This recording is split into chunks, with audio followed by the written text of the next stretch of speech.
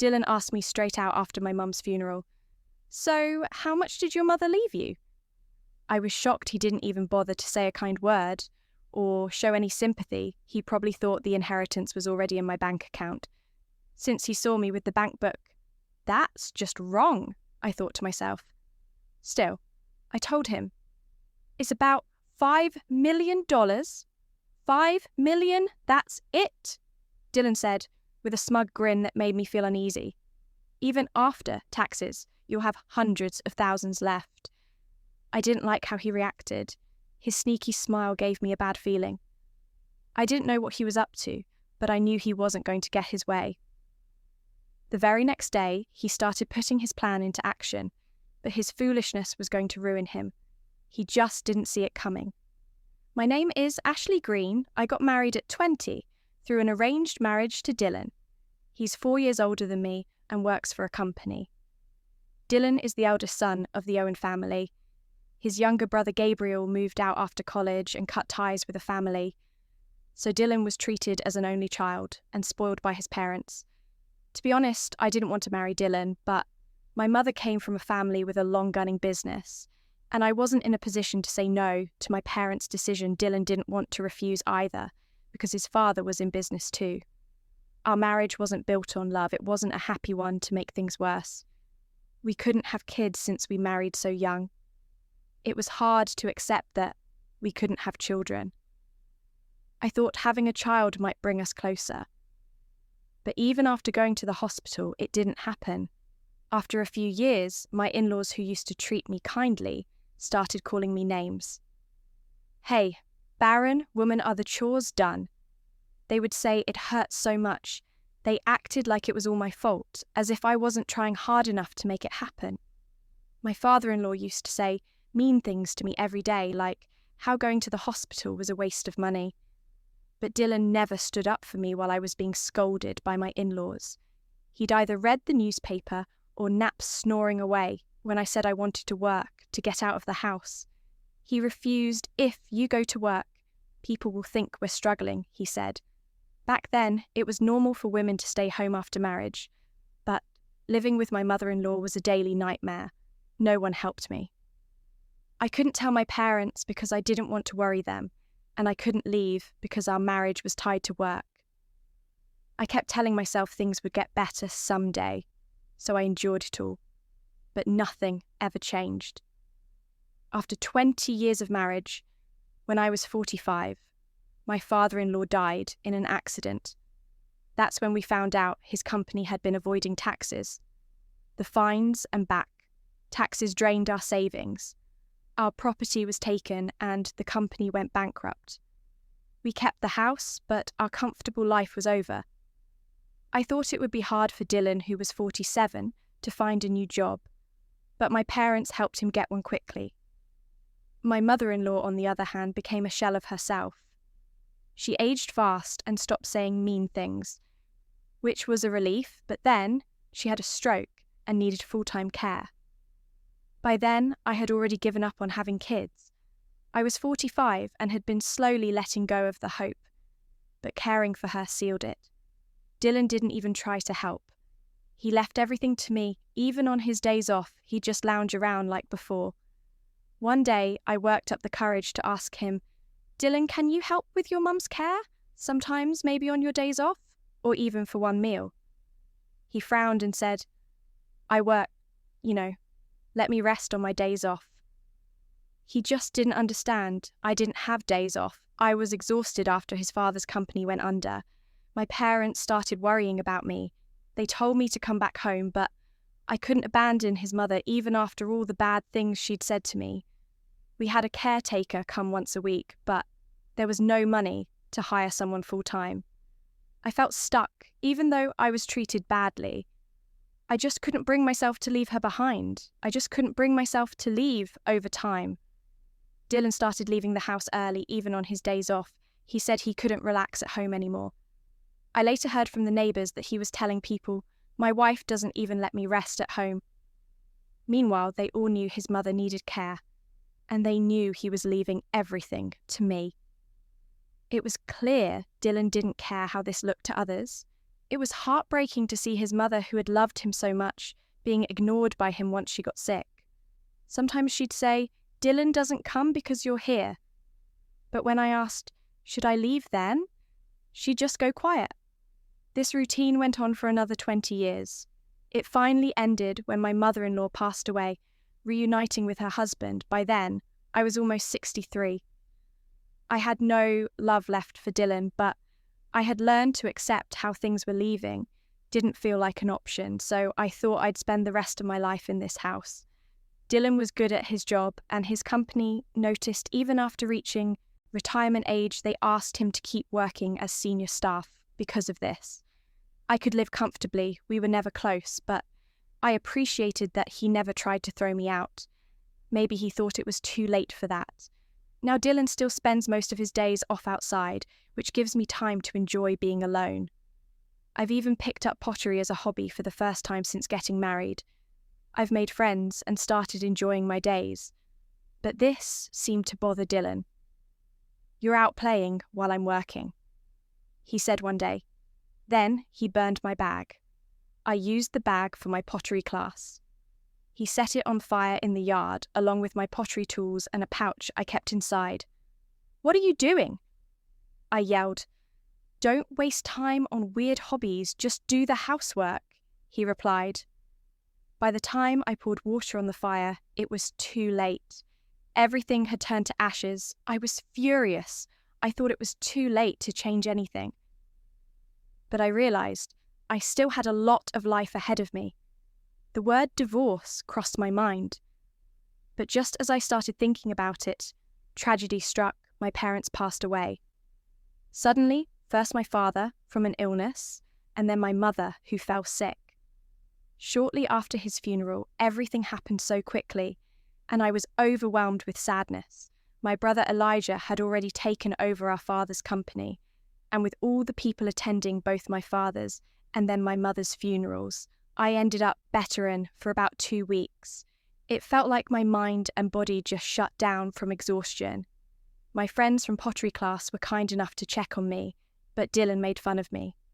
"How long are you going to stay in bed?" "I was tired after your mum's funeral too, but I didn't sleep that much. Must be nice to sleep all you want without working." Maybe he had a point. But hearing that from my husband hurt deeply the next day. I forced myself to get up and return to my daily chores. I couldn't afford to enjoy hobbies anymore. My life became just the bare minimum. But Dylan didn't seem to care, as long as I kept going. Sometime after my mother's funeral, I remembered I had to handle the payment to the funeral home. Elijah was busy with work, so I had promised to take care of it for him. I pulled out the bank book to check the balance. That's when Dylan noticed and came over with a sly smile. "So, how much was your mother's inheritance?" he asked. I was shocked he said this so casually, right after my mother's funeral, without showing any concern for me. He must have assumed the inheritance had already been deposited because he saw me with a bank book. It was such a heartless thing to say. I replied flatly, "About $5 million. $5 million, that's it," he said, grinning smugly. "Well, even after taxes, there should still be hundreds of thousands left." His attitude disgusted me. I didn't know what he was planning, but I knew things wouldn't go the way he wanted without another word. I quietly put the bank book away, sensing the mood. Dylan awkwardly added, "Well, you've had a tough time, you should rest early tonight?" It was unusual for him to say something nice, but it didn't make me feel better. It made me feel worse. I didn't want to see him anymore that day, so I went to bed early the next morning. Seemed normal. Dylan had breakfast and left for work as usual. But later that day, I got a call saying he hadn't shown up at his workplace. That had never happened before, and I started to worry that he might have been in an accident. I tried calling him, but his phone was off, pacing around the house in confusion. I went into the living room, and then I saw it on the table was a piece of paper. It was a divorce form already filled out and signed by Dylan. When I saw the divorce papers, I immediately thought, "No way," and went to check the spot where I left the bank book the day before, just as I suspected it was gone. "Unbelievable," I muttered with a sigh. This wasn't an accident. Dylan had clearly taken it and disappeared on purpose. I had noticed him acting strange in the living room that morning by taking the bank book. It was obvious he was planning to start a new life without me. It all made sense now. Dylan had stuck around all these years because he was waiting for my parents' inheritance. The missing bank book was proof of his intentions, but instead of panicking, I stayed calm.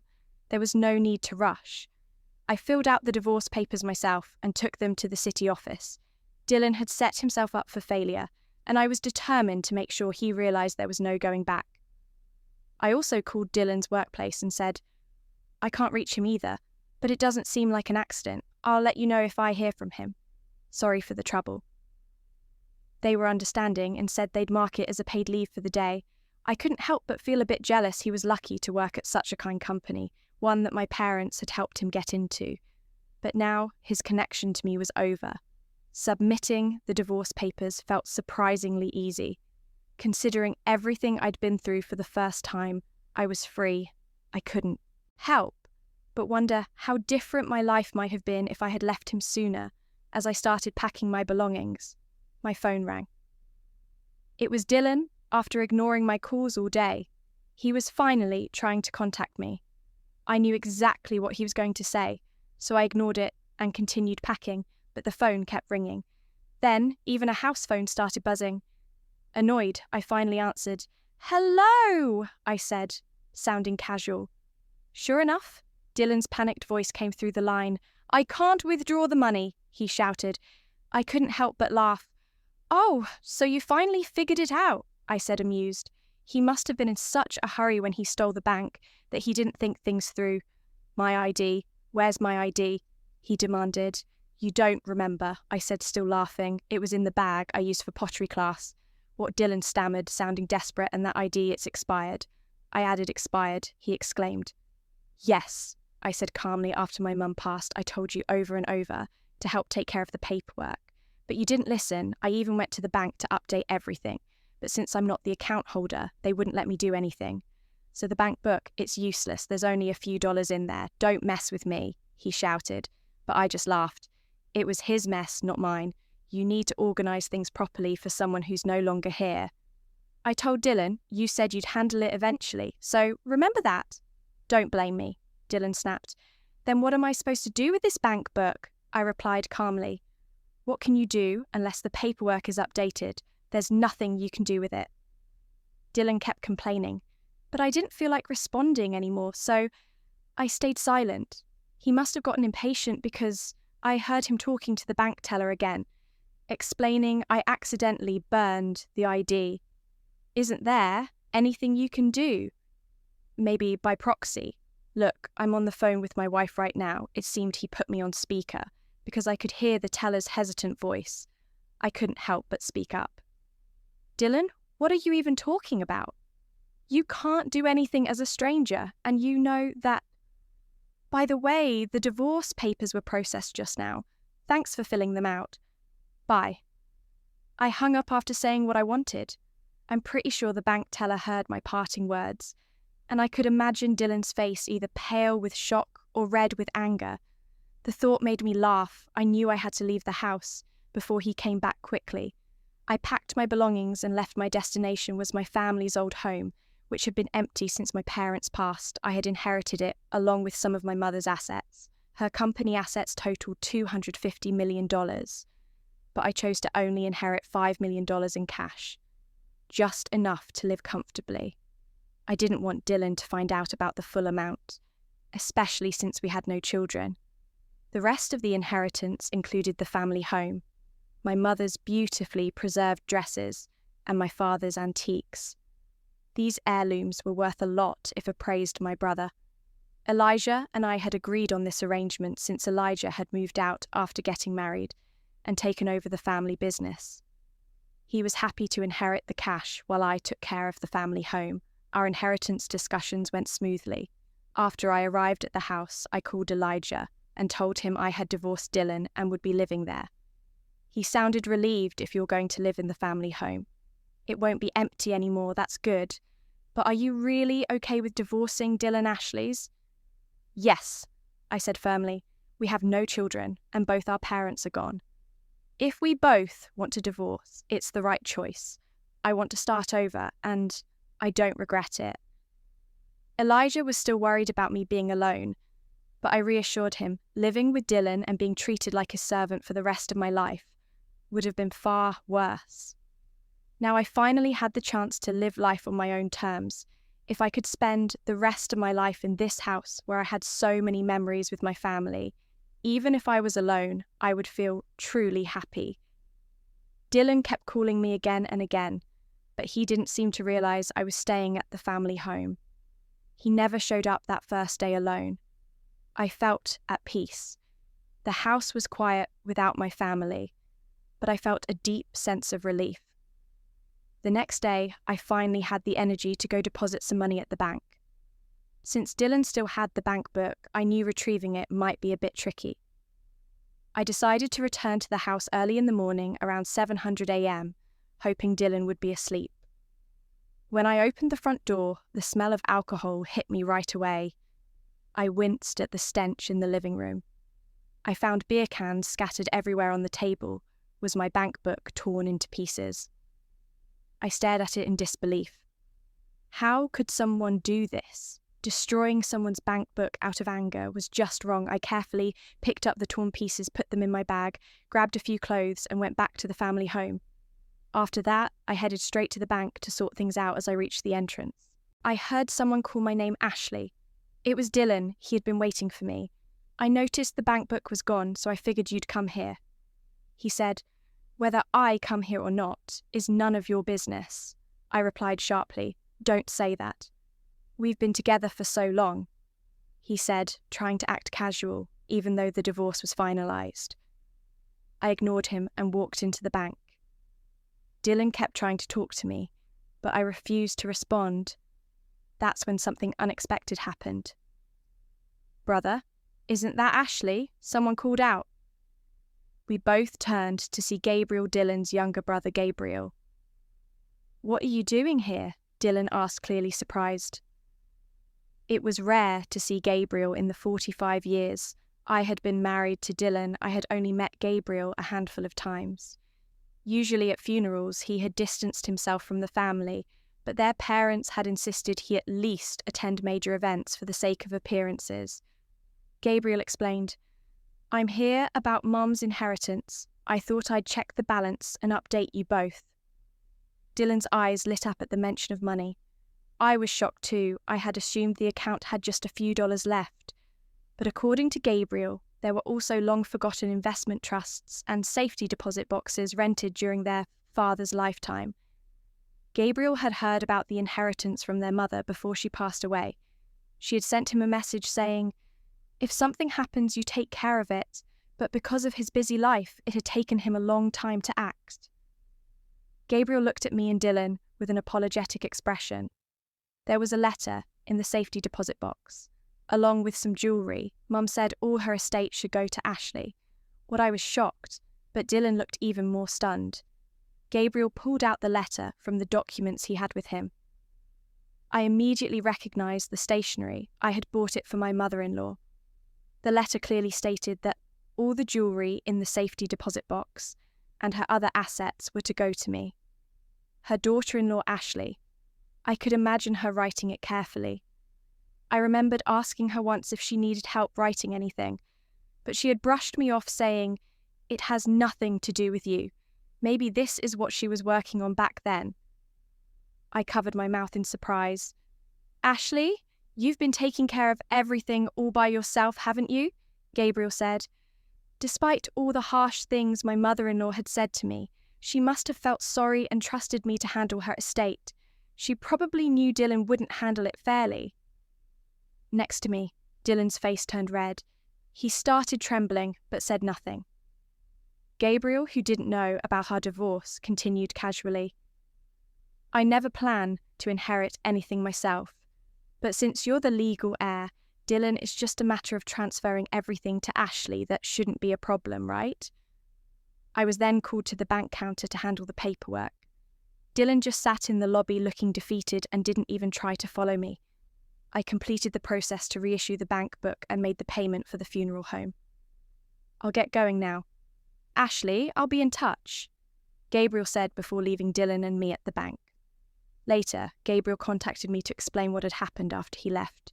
Dylan had protested, saying that letter isn't valid, but Gabriel calmly told him we should respect Mum's wishes. Still unsatisfied, Dylan insisted on seeing a lawyer. The lawyer confirmed that the letter wasn't legally binding as a will, but suggested it would be cheaper to settle things through discussion rather than a legal battle.